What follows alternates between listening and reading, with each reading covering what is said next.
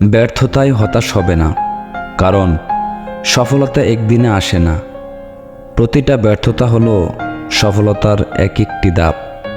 যেরকম বীজ আমরা বুনি, সেরকমই ফসল আমরা পাই। আমরাই আমাদের ভাগ্য তৈরি করি। তার জন্য কাউকে দোষারোপ করার কিছুই নেই, কাউকে প্রশংসা করারও কিছু নেই। কথাগুলি হয়তো খুব সংক্ষিপ্ত ও সহজ হতে পারে, কিন্তু এর প্রতিধ্বনি কখনো শেষ হয় না। মনের মতো কাজ পেলে অতি মুখ্য করতে পারে।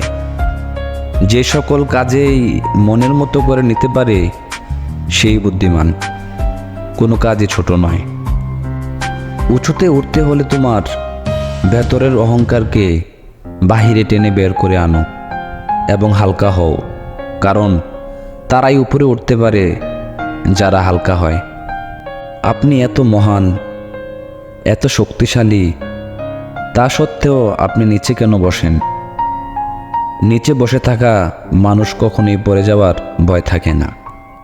কেবল তীক্ষ্ণ বা শক্তিশালী ব্যক্তিরাই জীবন যুদ্ধের জয়ী হয় না, বরং সেই জয়ী হয় যিনি ভাবেন যে তিনি অবশ্যই জিতবেন।